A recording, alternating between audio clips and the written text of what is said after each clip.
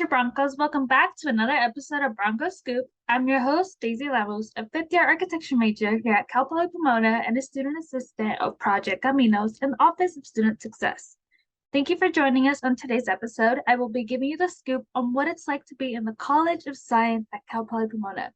We will be talking to two students in the college with different majors. One of them is a current biology student, and the other one is an alumni of Cal Poly Pomona, so she graduated last year. This series started as a virtual workshop, and one of the guests today actually served as a presenter in those original workshops. In order to talk about everything science related, I have a very special guest joining us today. Can you please introduce yourself, your year, your major, and your role in Project Caminos to our listeners, please? So, hi everyone. My name's Abigail. I'm a fifth-year chemistry major, and at Project Caminos, I'm one of the student assistants. So, I'll be there either, answering your questions on Instagram, pushing out content in your workshop. So, you guys will see me throughout the semester. Thank you so much for joining us today. Can you please introduce yourself, your graduating year, and your major to our listeners? Yeah, so my name is Lenia Morales. I normally go by Len. I am a biology major graduate. I graduated this May in 2022. So you are an alumni of the College of Science as a biology major. Can you explain what biology is? Yeah, so biology is the study of life and basically all the processes that allow it to function. So you are in the College of Science as a chemistry major. Can you explain to listeners what is chemistry? So for the easiest way to think of chemistry is the way molecules and elements, or basically the general aspects of life, they interact with one another and the reactions that they make. So think about it, chemistry can be as simple as water and how it interacts with other water molecules, and then it can go up to so many different things like quantum chemistry, which is really physics-based, so it's pretty extensive. How did you know what career or major you wanted to pursue? I feel like chemistry is something very specific, like children don't wake up and go, I really want to study chemistry. Like, how did you get interested in it? Definitely, it wasn't my first choice right off the bat. So by the time I was in high school, I was really into computers. I liked, creating programs. I did a lot of stuff. So in my head, I was going to be a computer engineer. That was right off the bat. But then around my second year, I had this one teacher, Miss Min from Etowanda High School, and she really, really opened my eyes to the world of chemistry. It had the best of both worlds. It had math. I had a little bit of biology. It kind of combined a little bit of everything so that I basically got a taste for everything in the STEM field. And so I just kept going with it. And then I thought I was going to go into chemical engineering. But then once I got to it and I looked at the coursework, I decided maybe that wasn't in the direction I wanted to go. I wanted something a little bit more flexible. And that's when I chose to major in chemistry with a specifically ACS coursework. Yeah. Can I ask what ACS is? Yeah, so ACS is the American Chemical Society. So it's an international society of chemistry students and researchers all around the world. If you're interested in chemistry, definitely look them up. They have publications, and what ACS has done is that they've approved our coursework at Cal Poly Pomona. So if you go with an ACS option, that's the coursework that has been approved by. So how did you know that Cal Poly Pomona was the right fit for your undergrad studies? So when I was looking into colleges to attend, some of the main things I was looking for were affordability. So obviously Cal Poly Pomona is very affordable compared to like UCs or any school out of state, and it was also close to home. So being close to home and also affordable were my top two choices, as well as the good programs that Cal Poly offers, for example, like the SEAS program, which I was a part of, and that really helped me succeed in my science courses. Can you explain a little bit more about the SEAS program? I've never heard of it. So the SEAS program is a program for like minority students in the STEM classes. And what they offer is mentorship with like upperclassmen as well as alumni. They offer a whole bunch of webinars that help you succeed postgraduate as well. And there's also research programs like LSAMP and McNair. So if you're interested in research, you can go into those fields and also become a mentor yourself. So I was also a mentor for 3 years. Oh, wow. So you did it all for years of your time Mhm. here, or your time at Cal Poly? So how did you know that Cal Poly was the right fit for you? Was it because all the classes were they were approved by the board, or was it something else that made you decide like this was the right campus for you? So one of the biggest things when I was looking into different schools, because I applied to a couple of different ones, was that I went and visited and I saw how their labs are run, what research opportunities there were, and how their classes were taught. I'm very hands-on person, so I like to learn either not only by observing but by doing it myself. And I came and Cal Poly's motto was "Learn by doing," and so I was like, hey, this might be for me. So I looked into the campus. I liked the feel of the community when I walked around. I also knew it was local, so that was really helpful because I wouldn't have to worry about dorming. Commuting has been such a help for me, especially because of the area. So it has helped. So what did a typical week look like for you in the College of Science when you were a student? Mhm. So my typical week, so since I took around 15 units to 16 units per semester, I would have like 2 to 3 classes per day. And basically, I would start from like 8 a.m. sometimes until like the evening. And in between classes, I would be studying or like meeting up with my group mates to work on projects. So I tried to schedule around like 3 hours per day just to study or do work, sometimes more, but at least 3 hours per day. So it's a really busy schedule. Yeah. Yeah. I, if I could share, I remember going to your room once and you just had your calendar like so nicely organized. And I was like, wow, like as an architecture major, I just go with the flow, like day by day. But you had it all organized. I was like, that's nice. I wish I was like that. But yeah, so you had a busy week. What kind of courses would you take when you were in the College of Science? Like mainly labs, or was it a lot more like reading or? Mm. So for the College of Science, when you first start out, like your first and second years, you have mostly like I would call them like combo classes, right? So you'd have your lecture and you'd also have the lab for the lecture. And usually you would have, or at least I try to schedule at least 3 lectures with labs and then 2 GE courses so that I wasn't fully like having like 8 classes, for example. It's a lot. So I would try to schedule at least 3. So that would include like biology, chemistry, physics. 1 year I had organic chemistry, biochemistry, and forgot, maybe like cancer cell bio, for example. So some classes are just lecture, some are lecture and lab, and other times you would just have your GE classes. So that's kind of the course load that you would take. So what does a typical week look like for you as a student in the College of Science? So my typical week, I tend to schedule, if possible, I try to do either Monday, Wednesday, Friday, or Tuesdays and Thursdays. I pick my classes, or I try to have at least one day off a week. So this semester, the way it worked out is Friday, but because I'm here for research, I'm gonna be here all 5 days a week. So I'll usually get up around 5:36. If I can squeeze a quick workout, I will. And then I'll head over to campus and get started either on a class or research. Usually around like noon most days, my day kind of slows down for a bit so I can eat lunch, hang out with some friends, and then have like one class in the afternoon before heading home. Yeah. So can you talk about research a little bit more? Because I don't do research. Well, we do research for architecture, but we read books. Like we don't sit in a lab. So what is that like for you as a chemistry major? So I've actually had 2 different experiences with research throughout like my undergraduate experience. So because I was part of a fellowship, which is run through the College of Science and the SEAS program, which is the Science Educational Enhancement Services. I wanted to go into the toxicology field, but like around my first or second year. and we didn't have a toxicology program here at Cal Poly.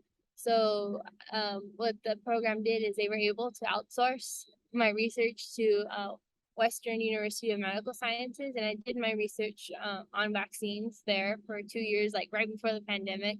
So Wow. yeah, right before it hit, I was doing research like on aluminum adjuvants in vaccines and basically how we can improve their immunosupply.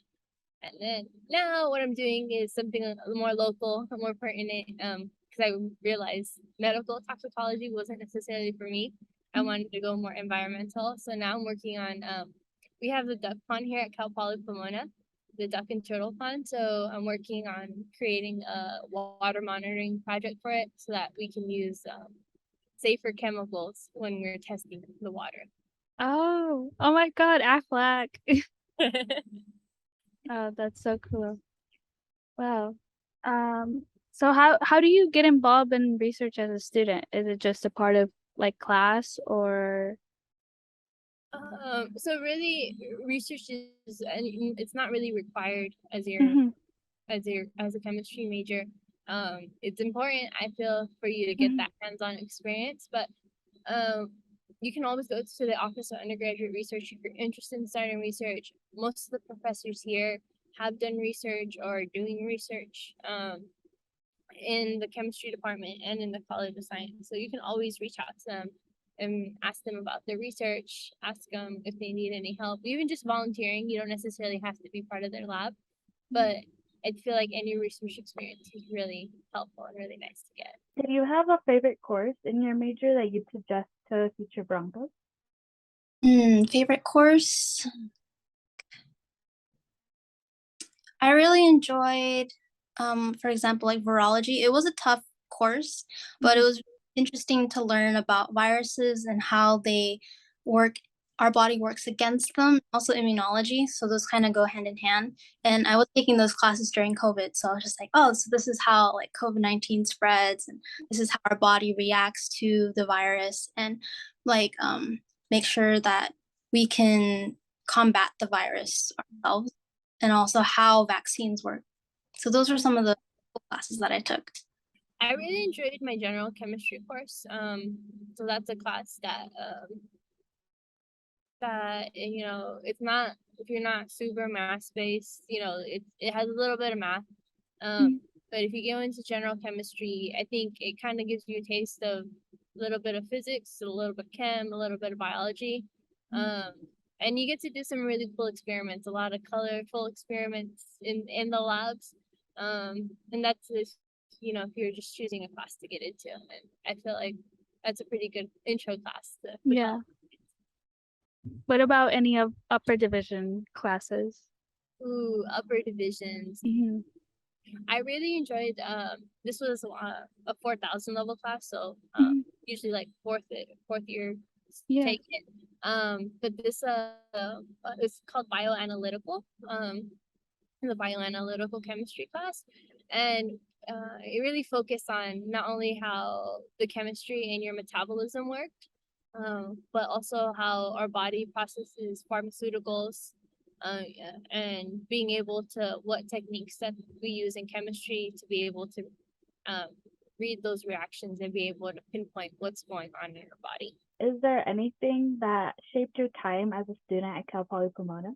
hmm So I think my time, other than like outside of class, I was in 2 clubs. So I was in my club, which is the pre-optometry club, as well as Tozan Taiko, which was my kind of like chill club where we did performances. It's a Japanese drumming club. And that one, that club, it let me like de-stress basically, because it was both a workout, I was playing music, and I was socializing with people.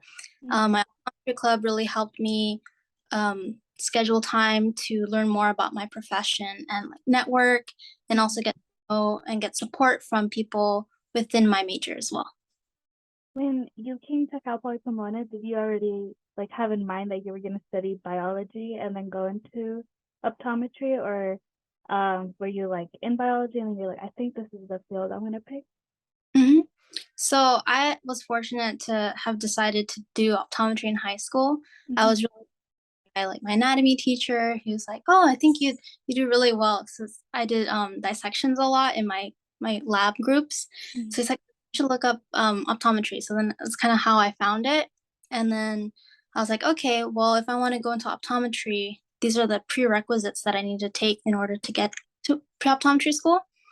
And they were mostly covered by biology courses. So I was like, okay, I can save money and save time if I was a biology major. Although for optometry, you don't have to be like a bio or STEM major necessarily. You can still else like business, for example, and still take the prereq courses to qualify. So that's kind of like my pathway. Yeah. So I'm asking because you started the pre-optometry club at Cal Poly Pomona. So can you share a little bit, like, what was that like? Did you find other people that were also interested in optometry and then you're like, let's do this? Or how did that kind of happen? So when I first got to Cal Poly, I saw that there was supposed to be a pre-optometry club, but they unfortunately disbanded like a few years before I started started at Cal Poly. But I didn't know how to start a club yet, so I was in board for Toes on Taiko. So I had like a whole of experience learning what club members need to do, how to communicate with ASI, and how to basically start a club. So once I learned those foundations, then it was kind of like, okay, I need to find people who are also interested in optometry. And unfortunately, sophomore year, that's when COVID hit. So it was a lot difficult to find people. I'm like, how am I going to find people when everything's online? But thankfully, because of Discord and Reddit, that's how I found people interested in optometry. I basically saw thing. Does anyone know if there's a pre-optometry club? So I reached out to them like, hey, I'm interested in starting a club. Would you like to help? And they basically were like, yeah, I'd like to help. So from Reddit, Discord, that's how I found my treasurer and my secretary. And friends, she became my vice president. So then we spent like a few months just planning virtually, like on Zoom, and like texting each other. Like we hadn't even met each other in person yet, but beginnings of our pre-optometry club. And then for the past 2 years, we've been mostly virtual, and then this hopefully doing more things in person. Yeah. Are you still involved in the club now as a graduate? So I still have communication with our new board. I'm just there to make sure that things run smoothly with like the new year, as well as like looking up opportunities online. Because of COVID, one of the perks is that a lot of events are virtual. So instead of having to, like, for example, fly out to Berkeley or to Davis to attend their health conferences, you can also attend. So I'm just like on the lookout for those kinds of events and sharing them with members. So how do you feel the major is preparing you for your career goals, and what is your career goal? There's so many things that I think you can do as like a chemist, like after studying chemistry. So like what do you think you're gonna get into? So I want to go into environmental toxicology or analytical chemistry. So really kind of focusing on the environment and just not only the classes I've taken, that really focus on the analytical side of chemistry and the labs, the access that we have to equipment that you don't realize how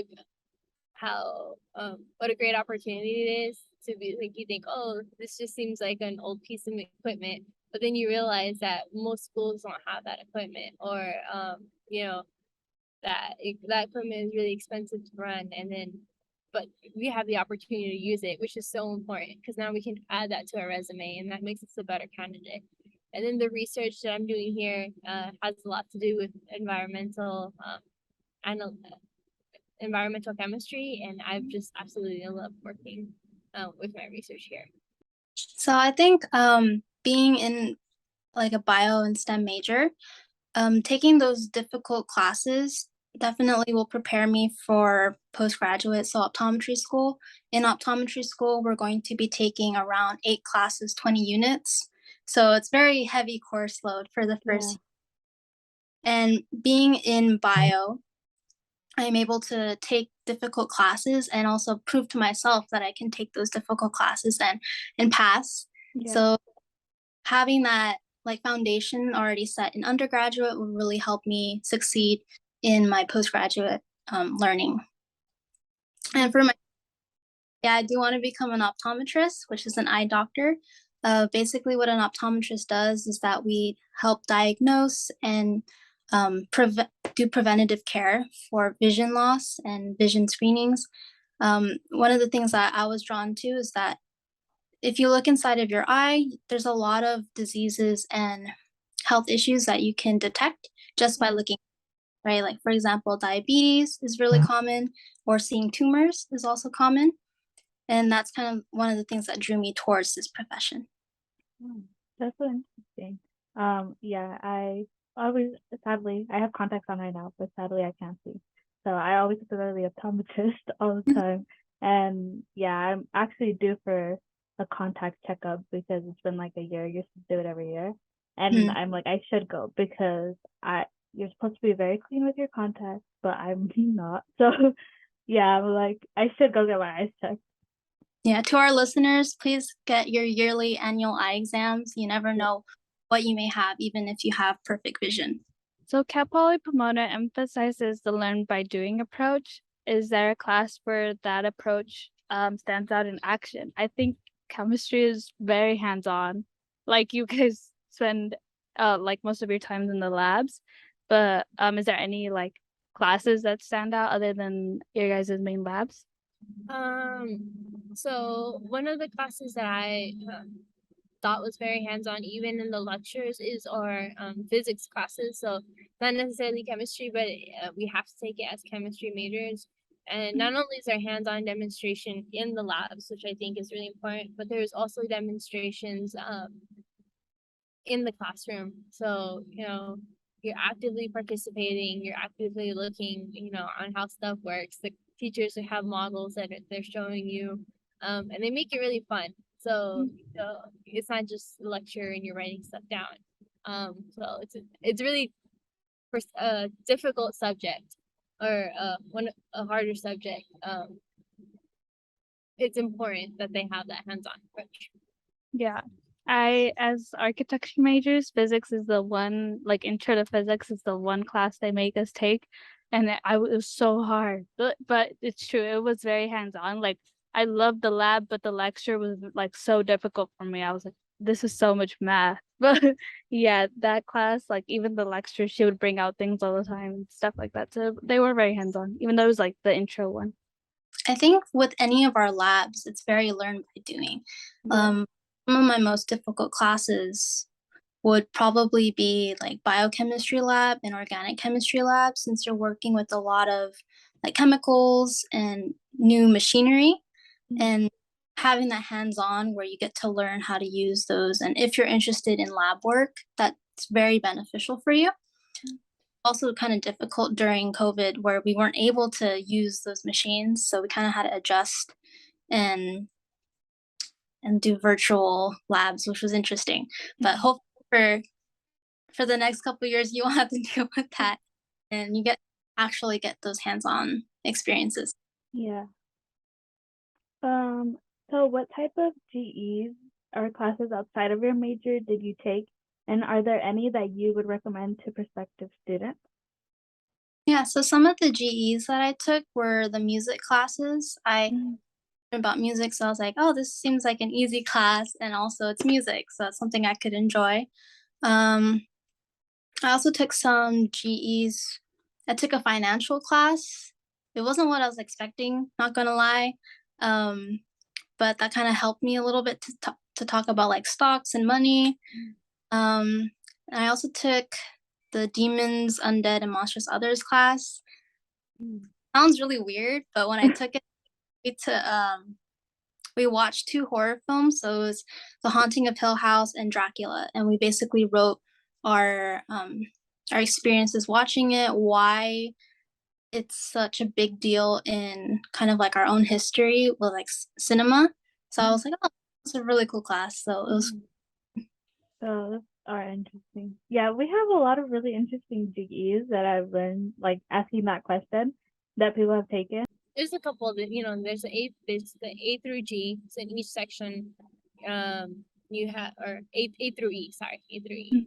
And you have your communications, which is really fun if you like writing, if you like speech making.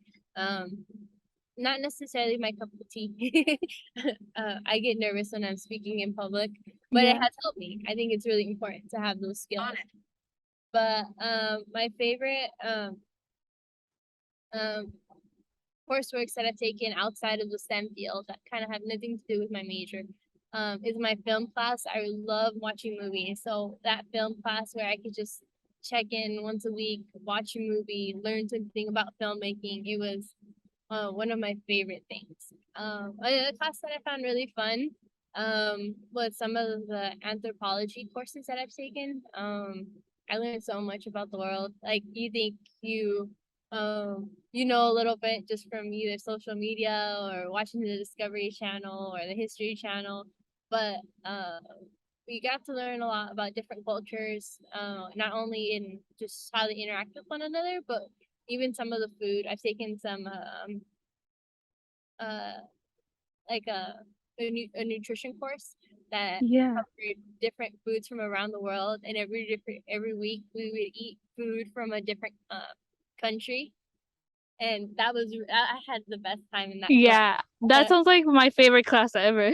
Yeah, so I had a great time in that class. So definitely recommend those two classes. Yeah, that sounds great. So since we're recommending any non-major specific programs or locations that you would recommend to students that you've taken advantage of? So a program that I would definitely recommend or just locations are the cultural centers.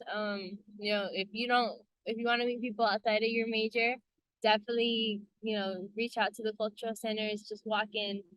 Don't be shy. Everybody's super duper friendly. There's free printing in some of them, so definitely check them out. Another I guess this is more of an activity if you're do the intramural sports if you like sports, or if you just want to get a little bit of exercise in. It's kind of a way to pick up a sport even if you're not that great at it. Don't worry, no one's judging. None of us are professionals. We're just there to have fun, and it's a great way to get to know others, and you can even play it as like a team with your friends. So that's what I've done before, and I've had a good time. Yeah, I think intramural sports is fun because everybody's like, well, we're not student athletes. We weren't good enough to go to college for a sport. So let's just like have fun playing it, which is like, it's true. Like, but yeah, intramural is a great way to get involved. And yeah, you can do it with your friends and then I don't know, in architecture, they used to get really competitive and fight like over who was going to win the soccer games, like in intramural. So yeah, intramural, like, I don't know, there's a whole community. I'm like lazy and I don't do sports, but there's a whole community of people that love sports that will join in every year. Now post graduation, where are you at now that you graduated from Cal Poly? It's August. What process? What point in your career are you at? Yeah, so right now, like I said earlier, I'm in the process of applying for optometry school, which is our application opened early July, and then it closed on like April, I think. But I'm trying to submit by November because that's considered early submission. So what I've been doing is basically trying my best to find shadowing opportunities or just cold calling optometrists and seeing if I can get an interview or emailing them. Recently, I had a 3-hour interview with one of the optometrists in Orange, and I really just emailed them like, "Hey, I've seen your account on Instagram and you informative posts, and I love like what you bring to the table as an optometrist. I would love to interview you and see like how did you do this, you know?" So I've done that, and also I've been reaching out trying to find work. So luckily, I was able to find an optometry office job in Roland. So I go there once a week, and I basically do pre-testing, do insurances. So it's exposing me more to the field, and that also helps with my application as well. Yeah. Do you have any schools in mind that you are thinking of applying to? Yeah, so for optometry, there's actually around 23 schools in the US. In California, 3, so that's Berkeley, Western, and SECO. In my research, there's a lot of good schools. All the schools have like something that's really incredible about their program or even their location. But kind of like with undergrad, I want to stay close to home, save money. And SECO is one of the oldest in California, and then Berkeley, and then it's the youngest. So with SECO, I've had a lot of mentors, like all the that I've shadowed have graduated from there. I've made a lot of friends that are currently going to SECO, so I think it'd just be very beneficial for me to go there as well and take advantage that I have those mentorships and those connections already established there versus go to Berkeley and kind of just be there and not know anyone. Yeah, Berkeley's also so far from home. So It is yeah. too. Yeah. I think SEO is also in a good area. It's near Castle Fullerton, so I'm very familiar with the surrounding areas. And even if I go to SECO, there's still opportunities in my 4th year to travel and go to different locations for my externships. So SECO is like my top school for now. So good luck. You got this. I know you're going through the application season like for postgraduate, and our listeners are like gonna start the application season for Cal Poly Pomona. So I know it's stressful time, but good luck. So what do you see yourself doing after you graduate from Cal Poly Pomona? And when are you graduating? Any plans in your careers for grad school? Anything you have in mind? So I plan to graduate this December of 2022. So fingers crossed if everything works good. So since I have a little bit of a gap, I do want to get to work a little bit in my field, and in the meantime, I'll be applying for graduate school. So, hopefully, I can get into a doctorate program. Which is kind of nice. Like, you don't think it's possible.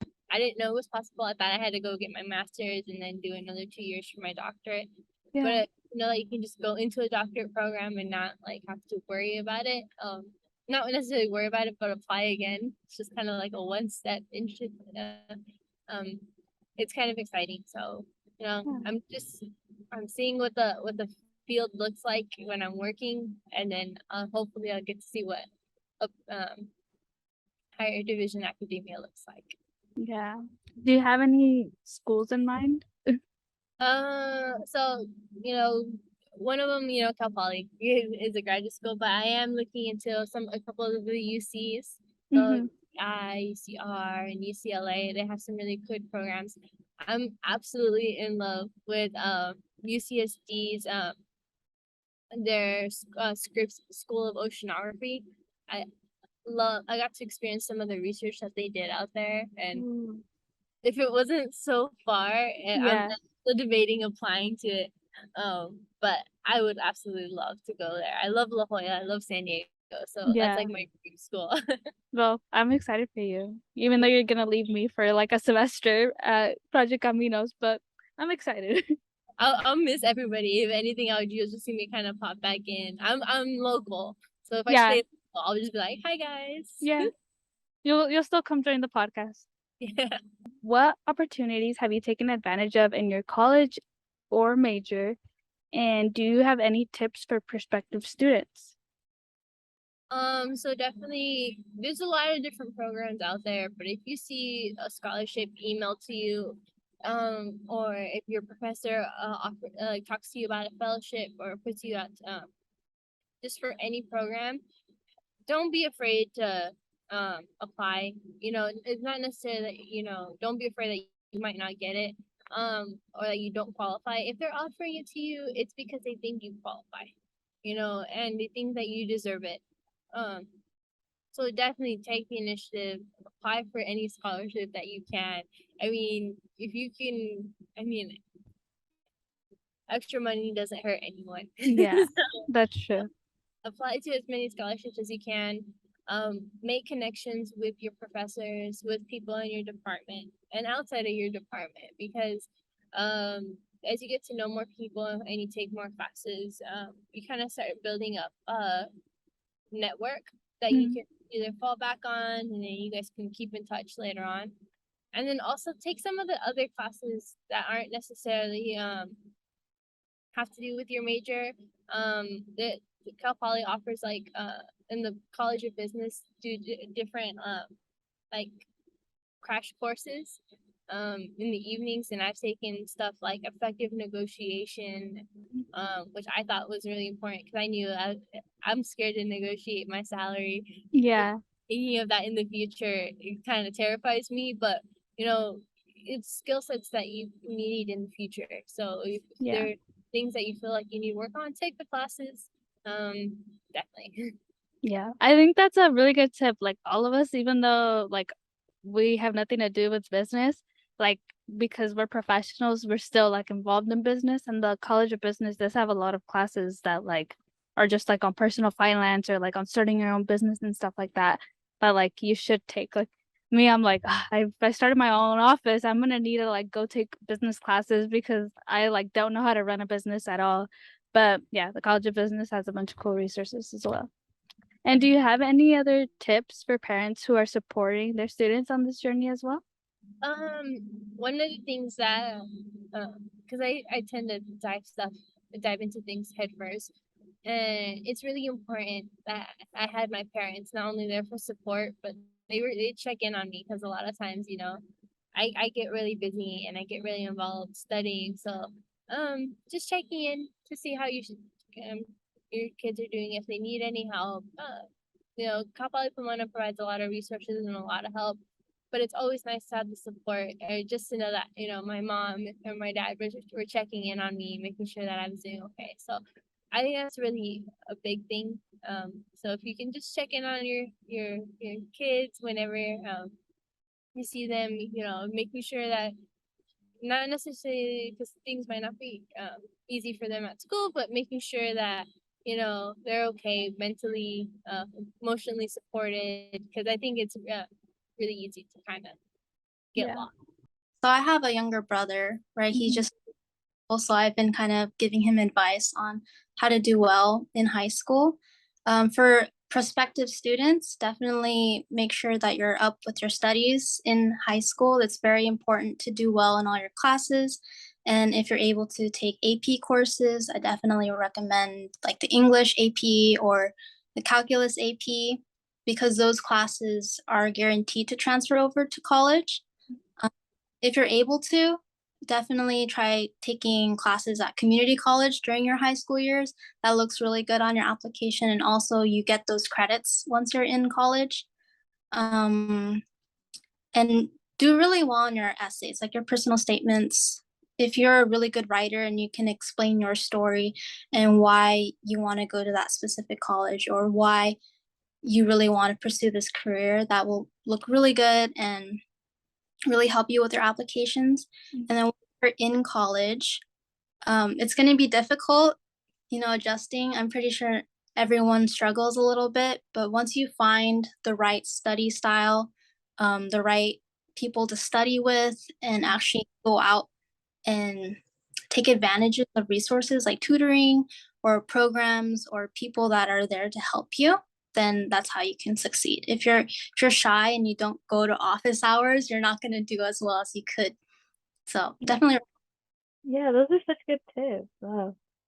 Good alumni tips. After you graduate, you get all the good tips. Okay, so lastly, there's our final question.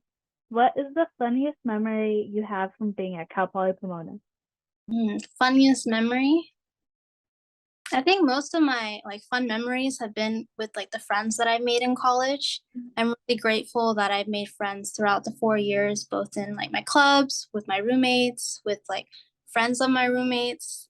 Those are probably like the most fun memories. I think one of them would be, for example, like staying at the 24-hour study lab until like 2 a.m. and then you just really need a study break, so you do something crazy, like I don't know. Yeah. Crackhead hours, for example, where you're just like, oh, I'm so tired, but I really need to study, but I just need a break and need to do something. So those are memories that are really fun for me from college. Yeah, I agree. The 2 a.m. memories like are always the best. When I came from high school is like a really insular community. You know, everybody tends to know everybody. Everybody, for the most part, tends to get along. You know, we know each other. We all hang out. Or for the most part, get to know each other. And so when I came to Cal Poly, it was such a big campus, and you just meet so many different people, so many different majors, and I was not expecting to meet some of the people that I met. Like, I remember one of my funniest experiences. It wasn't funny, but there was a guy who used to ride around in a unicycle. Yeah, everybody knows the unicycle guy. Right? And I remember, like, I first saw him and he was coming towards me and I wouldn't move out of the way because I was just like, was he paid to ride around in a unicycle? Is he a student? Why is that his choice of transportation? And he almost ran into me because I wouldn't move. And it took me a second. I was a little embarrassed, like, granted, because I was staring. But definitely, unicycle guy has been one of my, like, favorite experiences. There's been different, like, experiences. Like, you'll see people who are really comfortable. And by comfortable, I mean, like, they'll be walking. I haven't seen this in a while, especially post-pandemic. But, you know, people walking barefoot. And I'm just like, Yeah, you used to see people walking barefoot all the time. Yeah. and I was like, oh, we're just, yeah. I was like, but you know, it was, yeah, that took me in for a little bit of surprise, but it definitely, you know, like, you're in college now, you'll see different things, and you meet different people, and I really, it was an eye-opening experience. Yeah, you're in college. Nobody's gonna tell you anything if you're walking around barefoot anymore. But yeah, I had the same experience with unicycle guy, but I had already, like, seen him around campus. This is like my second year, and I was like, I can't hear very well, so I didn't hear him behind me say excuse me, and I'm like on the side of the science building here. Yeah, I'm on the side of it, and it's a very narrow, like, just like meant for two people to walk by. And I almost, like, made him fall that time as well. And I was like, oh my God, I almost killed unicycle guy. That would have been really bad. Everybody would have been mad at me. But yeah, unicycle guy was an icon. Oh, the bird. The bird wanted to be a part of the episode. Yeah, that's true. College is like that. Yeah, we didn't even acknowledge where we're at. What building are you in? So I'm on top of building 4. So it's like one of my favorite study spots. Have a nice view of CPP, and then it's like there's a little bit of shady trees. Yeah. We're giving you all the secret study spaces right now. This is my secret study spot. Yeah. I'm in the sun right now, but there's usually shade. Yeah. And I'm on the bottom of the quad in between building 3 and 8, correct? Yes. Yeah. So I'm on the quad of building 3 and 8. I used to have studio here. Sometimes they have some of the EMV architecture studios here, but this is the science building where all of the labs are. Yeah. So yeah, we're reporting to you live. Anything else you want to share with our students that might be interested in the College of Science? Definitely check out our clubs. We're we do, if you want to know a club specific to your major, check out the clubs. You know, everyone's really friendly. Every club brings something different to the table, and even if you're a prospective student, they'd love to get to know you. They want to know about you, and that way, if you do decide to apply and you do come to Cal Poly Pomona, you kind of already have a community and people you know. And I know that's the most nerve-wracking part to college, is you don't know anyone, but if you get to know the clubs a little bit, you'll know someone. Yeah. There's also a club rush, like the first week of school every semester. So if you're like the first week, like, damn, I don't know what to do, just go rush the clubs and you'll find people. There's always somebody that you will, like, make a connection with that, like, grew up in the same town as you or something, and you'll find common ground. Like, it always happens. But yeah. Thank you so much for joining us for this episode. Thank you so much for joining us today. Join us every week for a new episode of Broncos Scoop. Subscribe to our channel to never miss a scoop, and follow our Instagram at cpp.broncoscoop. If you have any questions or want me to talk about anything CPP related, email us at caminos@cpp.edu. Bronco Scoop is supported by Cal Poly Pomona's Office of Student Success, Equity, and Innovation, and with funding from the Department of Education Hispanic Serving Institute grant. Project Caminos. Tune in for more.